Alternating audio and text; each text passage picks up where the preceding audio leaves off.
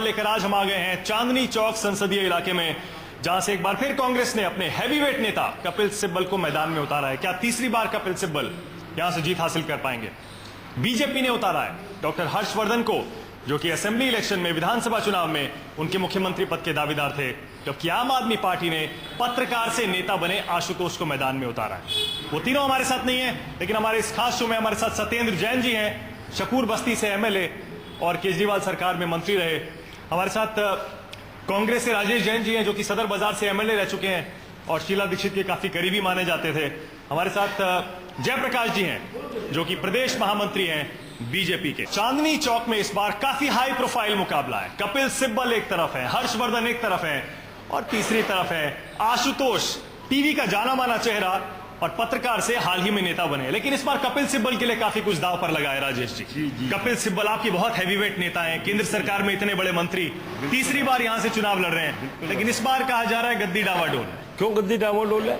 उन्होंने विकास किया है, कार्य किए हैं, दिल्ली की जनता का मोह लिया है, प्यार लिया है, चांदनी चौक में विकास के कार्य किए हैं और दिल्ली में बच्चों को शिक्षा का अधिकार दिया है। वाकई आपको जीत का भरोसा है यहाँ से? बिल्कुल 100% जीतेंगे, जैसे असेंबली इलेक्शन में जीते थे। देखिए ऐसा है, असेंबली हार जीत अलग चीज है, लेकिन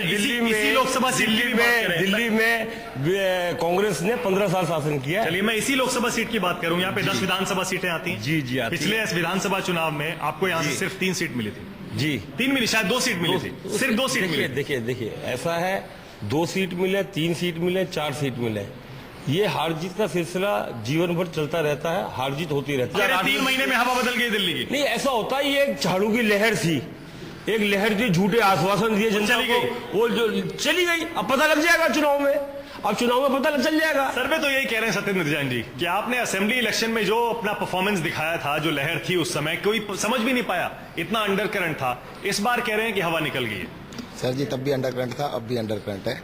आप रिजल्ट आने दीजिएगा।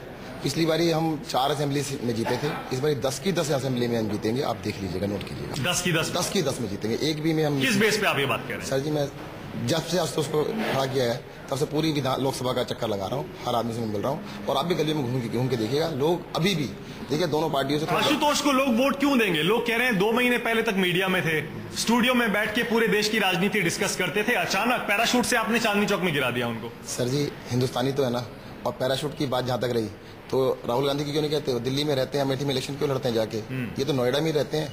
और हर्षवर्धन कौन सा पैराशूट से नहीं आए हैं? हर्षवर्धन भी तो ईस्ट दिल्ली में रहते हैं, वो भी तो यहाँ पे कहते हैं इस असेंबली में नहीं रहते। ये कह रहे हैं कि कपिल सिब्बल के जो पापों का घड़ा है वो भर गया है। वो कह रहे हैं हर्षवर्धन भी बाहरी हैं, उन्होंने क्या किया चांदनी चौक? देखो जी, कपिल सिब्बल जी का अर्थ है गुमशुदा की तलाश। 10 साल से गुमशुदा की तलाश 10 साल में दिखे नहीं। 10 साल वो सांसद रहे, पूरे क्षेत्र में घूम कर पूछ लो किसी भी, वो कभी क्षेत्र में आए ही नहीं कि कभी किसी के सुख वो तो कह रहे मैंने बहुत काम किया है। कोई काम नहीं किया। एक काम वो गिना दे, उन्होंने चांदनी चौक गए थे, चांदनी चौक का उन्होंने वाल सिटी का सौंदर्यकरण करा था, वहां का शीला दीक्षित जी वो उसका पत्थर लगा के गए कॉमनवेल्थ गेम के पहले। उसको 10 साल में आए नहीं, एक बार आए नहीं, कहीं भी नहीं दिखे। गुमशुदा की तलाश कपिल सिब्बल है और आशुतोष जी को कोई जानता नहीं है। और रही बात डॉक्टर हर्षवर्धन जी को, दिल्ली के साफ छवि के साफ सुथरे नेता है, 5-4 चुनाव जीत चुके और 6ठे चुनाव में छक्का मार करके चांदनी चौक लोकसभा जीत के दिखाएंगे। आशुतोष को कोई जानता नहीं है, टीवी पे इतने लोग जानते हैं उनको। तो टीवी पे जानना ये अलग बात है, क्षेत्र में जाना, गली जाने में, मोहल्ले में जाना, कार्यकर्ताओं के बीच में जाना बहुत जरूरी बात है। कपिल सिब्बल 10 साल में चांदनी चौक में अपने संसदीय क्षेत्र में जीतने के बाद एक बार भी नहीं आए। एक बार भी नहीं आए।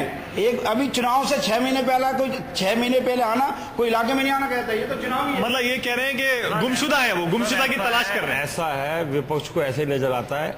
इनको 2009 के चुनाव में भी ये नजर आना था कि 5 साल से कपिल सिब्बल जी थे नहीं। 2004 में पहली बार चांदनी चौक से मेंबर ऑफ पार्लियामेंट बने और 2009 में भी यही लोग कहते थे, भारतीय जनता पार्टी वाले डबला बजा के कि कपिल सिब्बल जी 5 साल से कहां है इलाके में, और 2 लाख वोटों से जीते कपिल सिब्बल जी। जमानत जब्त करा दी। इनका ये नहीं पता नेता कौन है। विजेंद्र जैन नेता है, विजय गोयल नेता है, अरुण जेटली नेता है, सुषमा स्वराज नेता है, या हर्षवर्धन। एक सेकंड हर्षवर्धन, आप मौके पे चौका लगा रहे हैं जी, आप मौके पे चौका लगा रहे हैं। एक सेकंड, नहीं मुझे रोकना पड़ेगा। आप कह रहे हैं इनके नेता कौन है यही नहीं पता। हर्षवर्धन, विजय गोयल, आप 2-4 नाम गिना रहे हैं। मैं ये कह रहा हूँ शीला दीक्षित गवर्नर बन के चली गई, उसके बाद दिल्ली में आपका कौन नेता है ये बता दीजिए। दिल्ली का अरविंद सिंह लवली नेता है, और जयप्रकाश अग्रवाल नेता है, हारून यूसुफ नेता है, बताइए ना, अरविंद सिंह लवली है हमारे दिल्ली प्रदेश के अध्यक्ष, सबसे बड़े नेता है, हाँ नेता है, चीफ मिनिस्टर पद के दावेदार हैं। चीफ मिनिस्टर हमारी हाईकमान फैसला करती है। हाँ तो बस यही बात है, यही तो बात है। आप कैसे बीजेपी पे सवाल उठा रहे हैं? नहीं हाई सवाल सुनिए, वो तो कह रहे हैं हर्षवर्धन उनके नेता है, सीएम पद के दावेदार भी हैं, तो आप कह रहे हैं लवली प्रदेश अध्यक्ष है, नहीं तो आज चीफ मिनिस्टर के दावेदार कौन है नहीं पता। क्या दिल्ली में उनके पास उम्मीदवार नहीं थे? क्या हर्षवर्धन उम्मीदवार था चांदनी चौक से? आपके पास कौन है? हमारे पास कपिल सिब्बल है ना। नहीं। कपिल सिब्बल, आज सुनिए, कपिल सिब्बल साहब 2004 में चांदनी चौक में हर्षवर्धन है तो सही बता रहा हूं। इस दिल्ली से लड़ते ना, वो आज एमएलए के मुख्यमंत्री के दावेदार थे। सुनिए आप वो ऐसे तो आपके भी बहुत सारे उम्मीदवार हैं जो नहीं मुख्यमंत्री के दावेदार थे, वो एमएलए पद से इस्तीफा देते। इनकी केजरीवाल, आप कह रहे हैं दोनों बाहरी है, सुनिए आप कह रहे हैं दोनों बाहरी है। केजरीवाल का जहां तक सवाल है, केजरीवाल ने कहा था कि जो पार्लियामेंट का चुनाव लड़ेगा हर विधानसभा से 100 लोगों के साइन करा के और उनका इंटरव्यू होगा और उसके बाद उसको लेंगे। आशुतोष के केस में नहीं हुआ, पैराशूट से तोड़ दिया। ये बिल्कुल सही बात है। आपने बहुत प्रचार किया था, बहुत प्रचार किया था सत्येंद्र जी। आपने कहा था हर इलाके में, हर विधानसभा सीट में 100 लोगों के सिग्नेचर लाएंगे, उसके बाद हम अपना प्रत्याशी चुनेंगे। आप बताइए, क्या आशुतोष के केस में ऐसा हुआ था? फॉर्म भिजवाना है बताइए। अब उनका फॉर्म चाहिए, आपको मेल कर देंगे। सबके 100 साइन सबके कराए हैं हमने, और हमने अब तक 422 फॉर्म कैंडिडेट खड़े किए हैं। और देश में पहली बार ही हुआ है, हमने अपनी पार्टी के लोग ही नहीं, हमने सामाजिक कार्यकर्ता भी खड़े किए हैं। और हमारी पार्टी तो छोटी सी पार्टी है, अभी 1 साल पहले बनी है। आशुतोष के खिलाफ ही कितने यहाँ पर लोकल आप ही के कार्यकर्ताओं में कितना गुस्सा है ये आप जानते ही होंगे। टोपी लगा के बीजेपी वाले आते हैं, इनका तरीका यही है। अच्छा आपके नहीं है, कह रहे टोपी लगा के, कह रहे टोपी लगा के बीजेपी वाले आम आदमी पार्टी में घुसपैठ कर रहे हैं। देखो इन्होंने पूरी दिल्ली को टोपी बना दी, एक गरीब आदमी को टोपी बना दी, कर्मचारी को टोपी बना दी। कर्मचारी को कहते हैं नियमित करेंगे, उनको नियमित नहीं किया, उनको टोपी बना दी। आम जनता को कह एक दिया। और आरोप लगा रहे हैं। आशुतोष जी कह रहे हैं, आशुतोष जी क्या कह रहे हैं? आशुतोष जी क्या कह रहे हैं? आशुतोष कह रहे हैं कि हर्षवर्धन ने आपके कार्यकर्ताओं को 10-10 हजार में खरीदने की कोशिश की। ऐसे कभी क्यों नहीं होता? जो कार्यकर्ता होता है वो कभी नहीं बिकता। इसका मतलब उनके कार्यकर्ता नहीं है, जो बिका वो कैसा कार्यकर्ता? ये अपने आपने कोशिश की? हम कोई कोशिश नहीं करते। हमारा संगठन जो है ना वो 80 साल पुराना संगठन है। वो कह रहे हैं उनको क्या जरूरत है आपके कार्यकर्ता खरीदने की, उनके पास बहुत है। अंगूर खट्टे हैं ये आप कह रहे हैं आप पब्लिसिटी के लिए कर रहे हैं। सर जी, अंगूर खट्टे हैं। जब हमारी सरकार बनी थी उससे पहले इन्होंने हमारे एमएलए को पूरी खरीदने की कोशिश की, 10-10 करोड़ रुपए ऑफर किए। जब कोई नहीं बिका तो कह रहे हैं अंगूर खट्टे। आप कह रहे हैं इनके पास कार्यकर्ता भी नहीं है काम करने के लिए? कार्यकर्ता नहीं है इनके। देखिए से हर्षवर्धन जी जा रहे हैं, वहाँ पे खाली मैदान होता है। हर्षवर्धन जी के पास नहीं। एक सेकंड, खाली मैदान की आप बात कर रहे हैं। खाली मैदान में आपको याद दिलाता हूं, खाली मैदान कांग्रेस में हुआ था। शीला दीक्षित जी और राहुल गांधी रैली करने आए थे, तब शीला दीक्षित जी को स्टेज से कहना पड़ा था रुक जाइए, राहुल जी को सुन के जाइए। देखिए ये सब चीजें, लोग जा रहे थे। ये सब चीजें हवाई मुद्दे होते हैं। बेसिकली कार्यकर्ता कांग्रेस पार्टी के लिए अपनी जान देने को तैयार रहता है। वो आप वाले क्यों कह रहे हैं कि बीजेपी वाले कार्यकर्ता खरीद रहे हैं? कह रहे हैं कि पुरानी पार्टियों के पास कार्यकर्ता है ही नहीं। देखिए जहां तक सवाल है आम पार्टी के बारे में, तो जितना कुछ कह लो, कुछ भी कह लो, ये भगोड़े साबित हुए।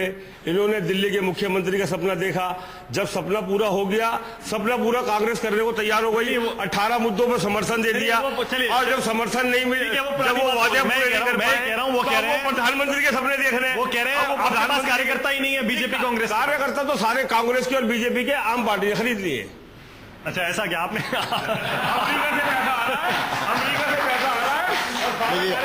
सर जी और कोई इनको मारते भी वही है। अरे हाँ, अभी आपने देखा टीवी पे, देखा कि आम पार्टी के कार्यकर्ता आम पार्टी के केजरीवाल में घूसा मार रहे हैं। नहीं एक सेकंड, नहीं हाँ ठीक है। मैं दूसरी नहीं एक घटना और है। जिस शख्स ने केजरीवाल जी के ऊपर काली स्याही फेंकी वो आम आदमी पार्टी में शामिल हो गया। आज घूसा मारा। मुझे इसके बारे में कुछ नहीं पता क्या हुआ है। अगर ये आप बता रहे हैं तो इसके कमेंट दे देंगे। इनको कुछ नहीं पता। सुनो, केजरीवाल के ऊपर स्याही फेंकने वाला आम कार्यकर्ता आपका है। मुकाबला किससे है ये बताइए? सुनिए, ऐसा है, हमारा मुकाबला भारतीय जनता पार्टी बीजेपी से है। आपका मुकाबला किससे है बताइए? हमारा मुकाबला इन दोनों में से कोई बचा ही नहीं है। इस बार ये देखिएगा, किसी से तो मुकाबला होगा। या आप कह रहे हैं चुनाव की जरूरत ही नहीं है, वैसे ही आपको विजेता घोषित कर दें? कांग्रेस तो जीरो लॉस थ्योरी के सर जी सुन लीजिए प्लीज। हाँ, किससे मुकाबला है, मतलब कांग्रेस से या बीजेपी से? ऐसे सिब्बल जी की जो जीरो लॉस थ्योरी है उन्होंने उसको जीरो कर दिया है, वो कहीं नहीं बचे हैं, हर चीज में जीरो लॉस कहते हैं, तो जनता को जीरो लॉस थ्योरी दिखाएंगे, जीरो वोट जीरो लॉस, तो उनकी जीरो वोट आने वाली। बीजेपी से मुकाबला है आपका, बीजेपी से मुकाबला है कह रहे हैं आप किससे मुकाबला समझ रहे हैं हर्षवर्धन का? मुकाबले में हम नंबर 1 हैं, इनकी आपस में लड़ाई है कि 2 नंबर पे कौन रहेगा, 3 नंबर पे कौन रहेगा। आपको क्या लग रहा है? हम नंबर 1 पे हैं, 2 नंबर 3 नंबर पे, क्योंकि दोनों एक ही टीम है। नहीं, आपको वोट किस मुद्दे पे पड़ेगा? मोदी के नाम पे पड़ेगा, हर्षवर्धन के नाम पे पड़ेगा, किसके नाम पे? हमारे को वोट पड़ेगा, मजबूत नेतृत्व है हमारा, स्थिर सरकार देंगे, हमारा लीडरशिप। आप पूरे देश के अंदर चले जाओ, लाखों लाखों लोग हमारी रैलियों में आ रहे हैं। देश में हमारे नरेंद्र मोदी और दिल्ली में डॉक्टर हर्षवर्धन आप कह रहे हैं दोनों के नेतृत्व में दिल्ली की 7 सीटें हम जीत कर आएंगे, 7 सीटें जीतेंगे। 7 सीटें जीत कर आएंगे। और आज इनको पता लग जाएगा, एक तो 8 पे रह गए और एक जिनको गलती से 28 मिल गए वो भी नीचे आ जाएंगे। उनको सर्वे आ रहे हैं हाल में, वो तो ये कह रहे हैं कि बीजेपी 3 से 4 सीटें जीत सकती है और आम आदमी पार्टी 1 से 2 सीटें, कांग्रेस को कुछ मिलने वाला नहीं है, सर्वे कह रहे हैं। सर जी देखिए, जो सर्वे है ना, सर्वे की खोल आप ही लोगों ने खोली थी।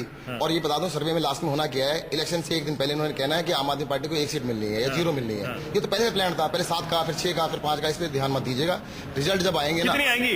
7 में से 7 आएंगी। और बाहर कितनी आएंगी? देखिए हमारे 9 सीटें इंपॉर्टेंट है, 9 की 9 आएंगी, 7 दिल्ली की, 1 अमेठी की, 1 वाराणसी की, ये 9 सीटें हम जीतेंगे। 9 सीटें जीतेंगे, 9 पक्का जीतेंगे। उसके अलावा जनता जितनी चाहेगी जनता जीतेगी, हमें नहीं पता। एक और मुद्दा है, इस बार कहा जा रहा है चांदनी चौक में 20% मुसलमान है, चांदनी चौक की लोकसभा सीट में, लेकिन इस बार केजरीवाल जी ने मोदी को सीधी चुनौती दे दी है, तो मुस्लिम वोट बढ़ जाएगा, आधा उधर जाएगा, आधा इधर जाएगा और हर्षवर्धन जी सीट निकाल ले जाएंगे। देखिए, कांग्रेस कभी भी धर्म की राजनीति नहीं करती। नहीं, आप नहीं करते, मान लीजिए। चलिए आप कह रहे हैं आप नहीं करते, तभी सोनिया गांधी कह रही है शाही इमाम से देखिए मुसलमानों का वोट मत बटने दीजिए। देखिए ऐसा है, हम हर घर जाते हैं, हर द्वार जाते हैं, तो शाही इमाम से क्यों मिल रहे हैं? देखिए सोनिया जी शाही इमाम से मिलके क्यों कह रही है कि सेक्युलर वोट को बटने मत दीजिए? कथनी और करनी में फर्क है, कथनी और करनी में फर्क है। ऐसा लगता है कि आप डर गए, हम धर्म की राजनीति, आपको लगा केजरीवाल जी मुस्लिम वोट काट देंगे, इसीलिए सोनिया जी शाही इमाम से मिली और बोला कि सेक्युलर वोट नहीं बनना चाहिए। जहां तक सवाल है केजरीवाल का, केजरीवाल की काट की हंडिया एक बार पकड़ी थी, पक चुकी, वो अब कहीं भी स्टैंड नहीं कर रहे।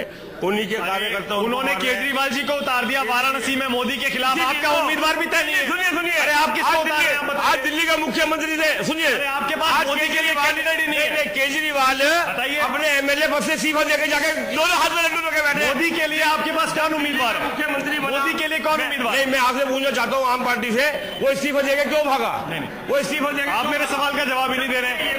मोदी के लिए आपके पास अभी तक उम्मीदवार क्यों नहीं है? मोदी साहब तो सबने देख रहे हैं, waiting of prime minister, waiting of chief minister, Bharatiya Janata party waiting of prime minister. Modi क्या करेगा इसमें? मैं कह रहा हूँ केजरीवाल जी तो उतर गए, केजरीवाल जी वाराणसी में उतर गए।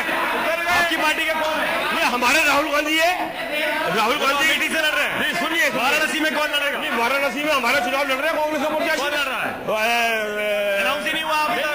हो जाएगा ना, करिए ना, पार्टी हाईकमान करेगा ना, कब करेगा? ये आपके सामने जब वोटिंग शुरू होने वाली है। कोई शुरू नहीं होने वाली है, मई में होने वाली है। अरे चुनाव मई में होने वाली है, मई में होने वाली है बेटी। सबने उम्मीदवार उतार दिए।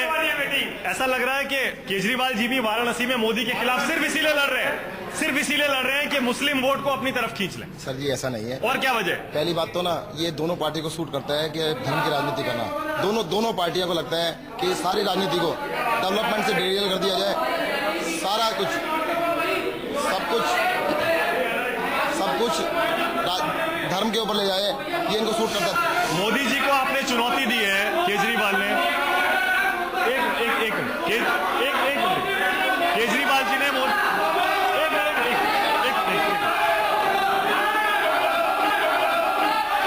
जयप्रकाश जी कि मुस्लिम वोट बढ़ जाएगा क्योंकि आम आदमी पार्टी कांग्रेस दोनों की नजर उस पर है और फायदा बीजेपी को होने वाला है, कहा यही जा रहा है? देखो, हमारा तो सीधी नजर जो भारतीय जनता पार्टी और जो राष्ट्र हित में सोचते हैं उस वोटर की ओर है, जो राष्ट्र हित में सोचता है, देश हित में सोचता है और जो देश के अंदर महंगाई या भ्रष्टाचार को सचमुच में खत्म करना चाहता है, वो वोटर भाजपा को वोट देगा, जिसको देश में हमें ठीक है